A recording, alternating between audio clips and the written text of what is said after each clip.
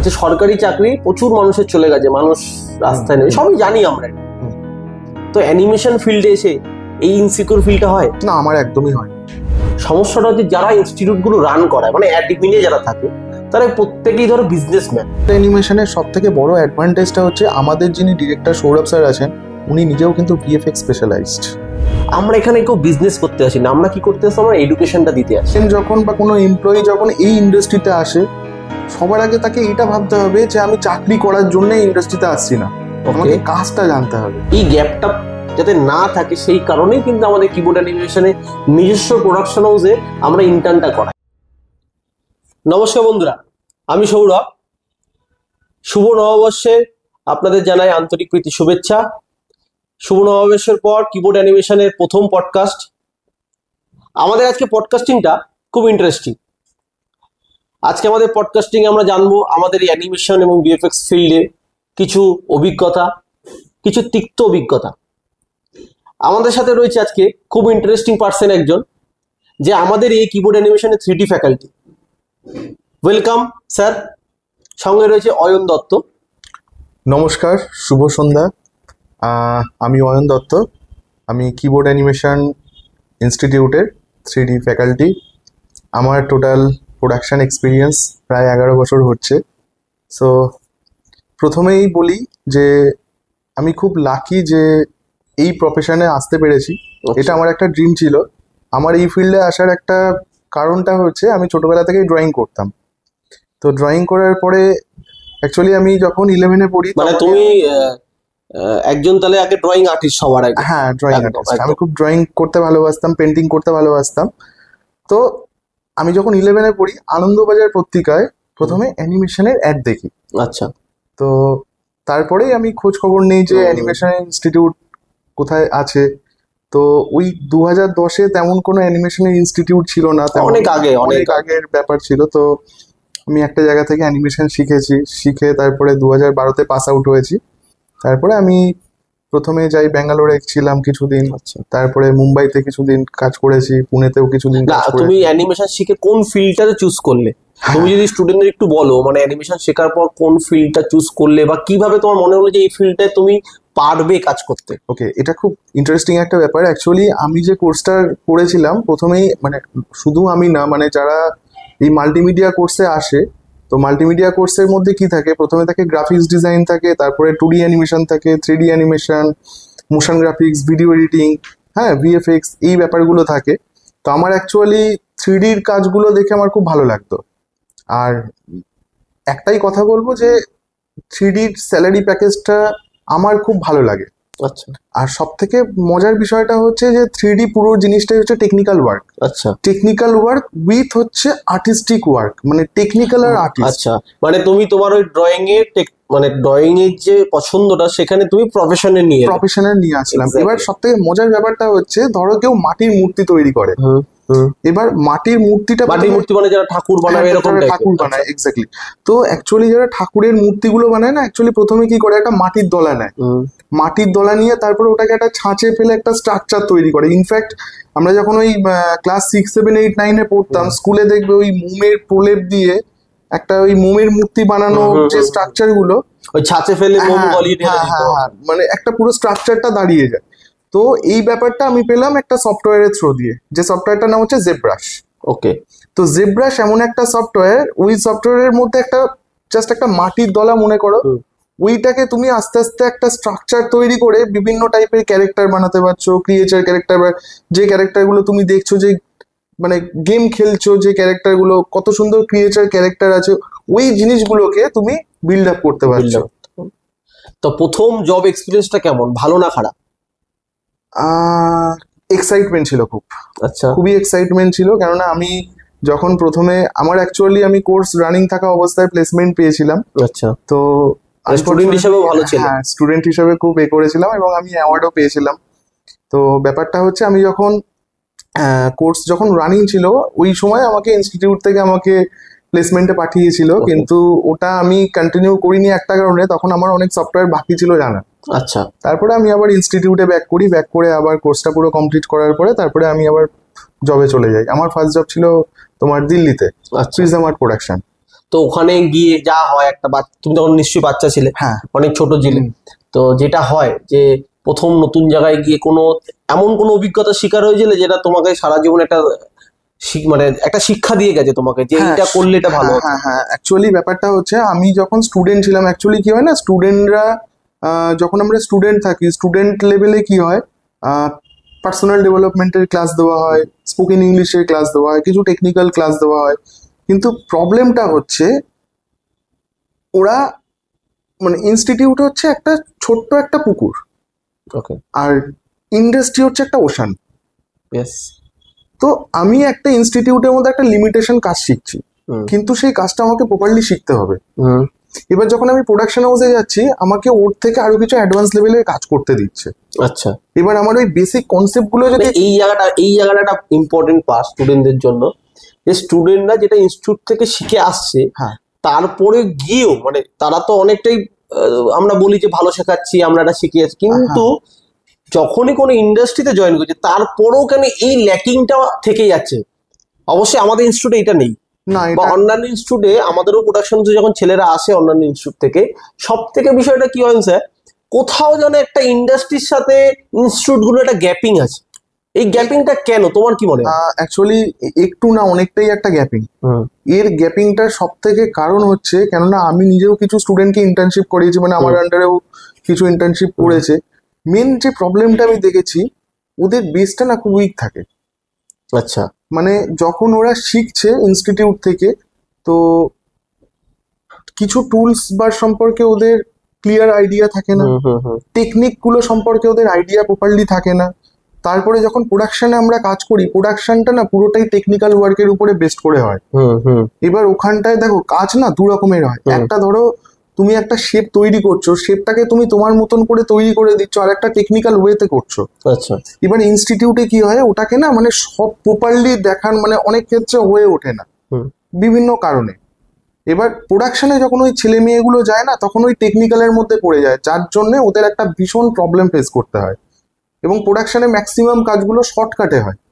Shortcut key use করে হয়? আচ্ছা, আরেকটা কঠিন প্রশ্ন করছি তোমাকে। আজকের দিনে সবাই জানি, আমরা খবরে দেখা যায় সব জায়গায় গেছে যে প্রচুর শিক্ষকের চাকরি চলে গেছে। আমরাও শিক্ষক, তুমিও শিক্ষক। আচ্ছা, সরকারি চাকরি প্রচুর মানুষের চলে গেছে, মানুষ রাস্তায় নেই, সবই জানি আমরা এটা। তো অ্যানিমেশন ফিল্ডে এসে এই ইনসিকিউর ফিলটা হয় না, আমার একদমই হয় না, আমার একদমই হয় না। কেননা এই ফিল্ডে না মানে এরকম হবে কি কোনোদিন আমাদেরকেও রাস্তায় বসতে হবে? না না না, কখনোই এই জিনিসটা হবে না। মানে এই কনফিডেন্সটা কিসে? এটা কনফিডেন্সটা হচ্ছে একটাই কারণের জন্য, কোনো স্টুডেন্ট যখন বা কোনো এমপ্লয়ি যখন এই ইন্ডাস্ট্রিতে আসে, সবার আগে তাকে এটা ভাবতে হবে যে আমি চাকরি করার জন্য এই ইন্ডাস্ট্রিতে আসছি না, আমাকে কাজটা জানতে হবে। Good point. কাজটা জানাটা খুব ইম্পর্টেন্ট। আর সেকেন্ড হচ্ছে যে ডিজাইনার হয়েও না, আর্টিস্ট হও। কারণ এটা ফিল্ডটা হচ্ছে পুরোটাই হচ্ছে আর্টিস্টিক ওয়ার্ল্ড, ক্রিয়েটিভ ওয়ার্ল্ড। আমি কিছু সফটওয়্যারের কয়েকটা টুল জেনে নিলাম, ওইটা নিয়ে আমি কাজ করতে পারবো না। সফটওয়্যার দিন দিন চেঞ্জ হচ্ছে, আমার মধ্যে যদি ক্রিয়েটিভিটিটা না থাকে, তাহলে আমি সফটওয়্যার দিয়ে কি করব? সফটওয়্যার আজকে মায়াতে কাজ হচ্ছে, কালকে অন্য আজকের দিনে আমার মনে হয় স্টুডেন্টদের এইটা খুব দরকার, যে যে জেলেই না আছো, আজকে টিচারদের চাকরি চলে গেছে, এটা খুবই দুঃখজনক। মানে আমাদের কাছে এটা অত্যন্তই দুঃখজনক, কিন্তু আমরা এটা চেষ্টা করি যারা আমাদের ফিল্ডে আছে, অ্যানিমেশন ফিল্ডে, কাউরি কোনোদিন, সে হয়তো খুব ভালো আর্টিস্ট নয়, হয়তো খুব খারাপ আর্টিস্ট, আমরা সবসময় চাইবো যাতে কাউর কোনো জব ইনসিকিউরিটি না আসে, বা কেউ কখনো যাতে খারাপ অবস্থায় না থাকে। আমি সবাইকে অনুরোধ করব, যদি পাশের কলিগ হোক, পাশের বন্ধু হোক, কেউ যদি একটু কম জানে, তাকে একটু অ্যাজ এ বন্ধু হিসাবে হেল্প করো, যাতে সেও একটুখানি যাতে ভালো জায়গায় পৌঁছাতে পারে। এই বন্ধনটা মনে হয় খুব দরকার। হ্যাঁ, এইটা একটা ব্যাপার। আর সব থেকে মজার ব্যাপারটা কি জানো তো, আমাদের যেহেতু এটা কোনো থিওরি পেপারের কাজ নয়, ম্যাক্সিমামটাই হচ্ছে প্র্যাকটিক্যাল বেসড ওয়ার্ক। এবং আমি একটা জিনিস আজকের ডেটে দাঁড়িয়ে, আমি 11 বছর কাজ করে একটা জিনিস রিয়েলাইজ করেছি, কোনো স্টুডেন্ট যে ধরো কোনো কিছুই জানে না, সেই স্টুডেন্টটাকে তুমি যদি 6 মাস যদি কম্পিউটারের সামনে বসিয়ে দাও কয়েকটা সফটওয়্যার শেখানোর জন্য, যেমন ধরো ফটোশপ, ইলাস্ট্রেটর, তারপরে ধরো মোশন গ্রাফিক্সের জন্য আফটার এফেক্টস আছে, এডিটিং এর জন্য প্রিমিয়ার আছে, এই কয়েকটা সফটওয়্যার নিয়ে যদি ওই ছেলেটা বা ওই মেয়েটাকে যদি তুমি বসিয়ে দাও, ও কিন্তু কাজ করতে পারবে।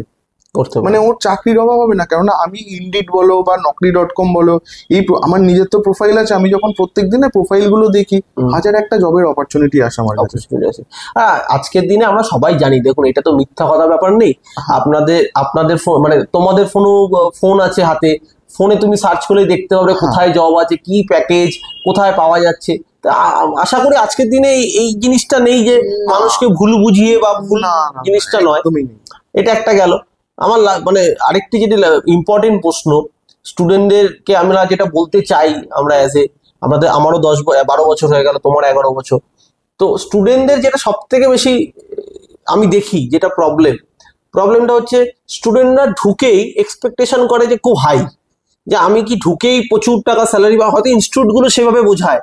আমি দেখেছি মার্কেটিং ইনস্টিটিউট, যারাই রিনোন ইনস্টিটিউট আছে, তারা অনেক বড় বড় স্বপ্ন দেখায়, কিন্তু আলটিমেটলি যখন স্টুডেন্টের স্যালারির প্যাকেজটা কম হয়, তখন কিন্তু স্টুডেন্ট খুব ডিসঅ্যাপয়েন্টেড হয়ে যায়। তা আমার তোমার মানে কি মনে হয় যে এই স্বপ্নটা দেখানো উচিত, না যেটা জেনুইন সেটাই বলা উচিত? হ্যাঁ, স্বপ্নটা অবশ্যই দেখানো উচিত আমি মনে করি, কিন্তু দেখো এই ইন্ডাস্ট্রিতে না তোমাকে প্রচুর দেবে, আচ্ছা, কিন্তু সেটা একটা টাইমের পরে।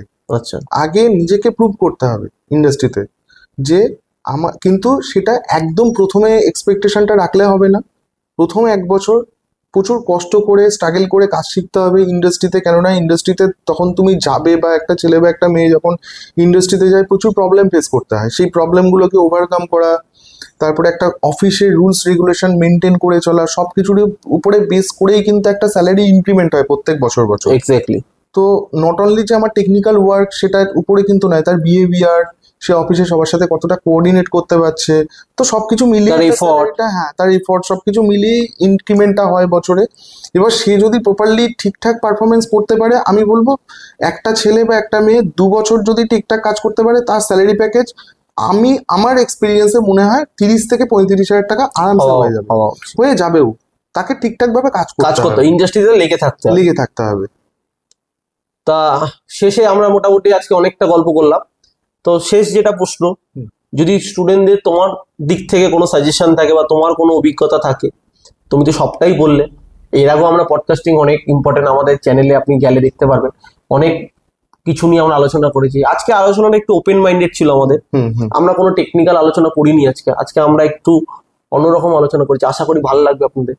তো শেষ, তুমি স্টুডেন্টদের যদি কিছু বলতে চাও তুমি বলতে পারো। স্টুডেন্টদেরকে শুধু আমার একটাই কথা বলার আছে, যারা এই ইন্ডাস্ট্রিতে আসবে চিন্তা ভাবনা করছো, কিবোর্ড অ্যানিমেশন মানে আমাদের ইনস্টিটিউটেই আসো, কি যেখানেই যাও না কেন, একটাই জিনিস সবসময় মনে রাখবে, যে যেখানেই যাচ্ছ সেখানে সবার আগে দেখবে মার্কেটিং এর উপরে বেস করে ভর্তি হবে না, সবার উপরে দেখবে যে সেই টিচারের ব্যাকগ্রাউন্ড কি আছে, সেই টিচারটা কতটা তার প্রোডাকশন এক্সপিরিয়েন্স আছে।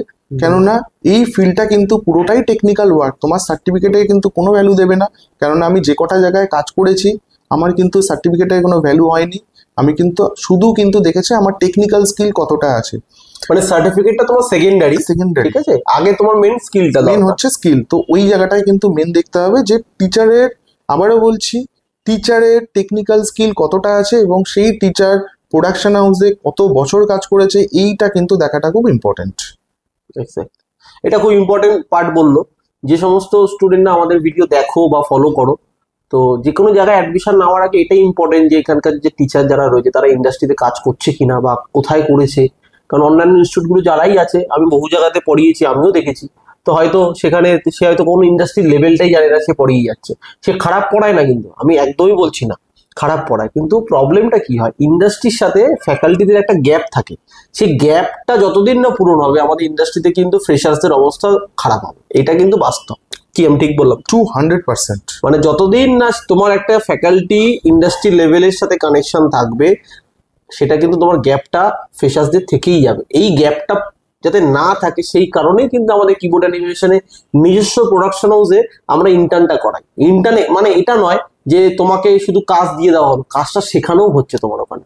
আমার একটা পয়েন্ট বলার আছে, যেটা আমি আজ পর্যন্ত দেখিনি 11 বছর কাজ করে এডুকেশন ফিল্ডে, যে কিবোর্ড অ্যানিমেশনের সব থেকে বড় অ্যাডভান্টেজটা হচ্ছে আমাদের যিনি ডিরেক্টর সৌরভ স্যার আছেন, উনি নিজেও কিন্তু ভিএফএক্স স্পেশালাইজড।